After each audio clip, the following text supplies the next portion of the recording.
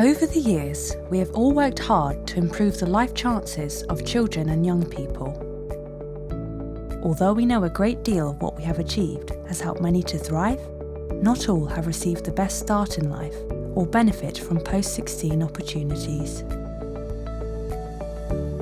Many children and young people in the Royal Borough of Windsor and Maidenhead are adversely impacted by health inequalities related to factors such as geography, deprivation, ethnicity, neurodiversity, and gender.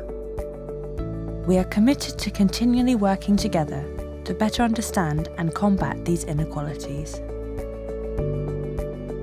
Our journey to create a Children and Young People's Plan started in July 2022 with a one-day workshop that brought together partners from the local authority, health, education, and the voluntary sector.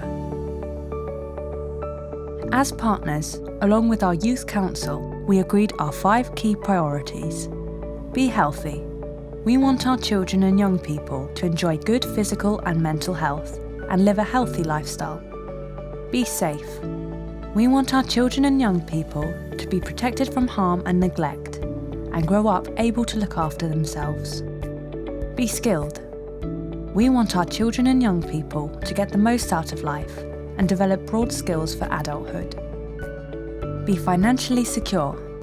We want to equip our children and young people to overcome socioeconomic disadvantages so they can achieve their full potential in life and enjoy economic well-being. Be heard. We want our children and young people to feel listened to. We will take their views into account and involve them directly when we are designing and improving services. Here are some of the things we are setting out to do.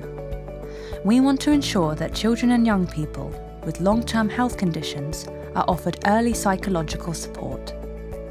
That more families with children experiencing a difficulty with their mental health will be able to access early help and fewer families require crisis intervention.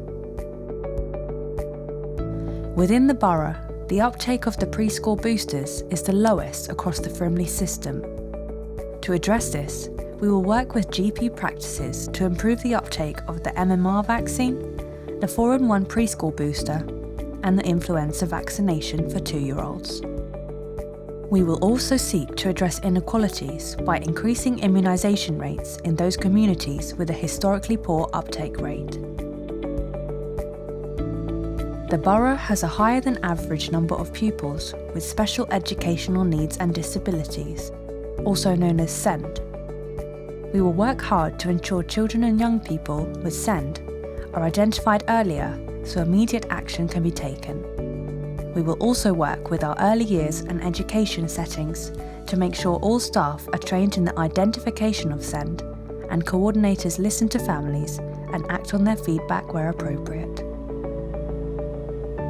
We aim to increase the attainment ranking at all key stages, but particularly in GCSE English and Maths, for children in care, children with SEND, and children eligible for free school meals.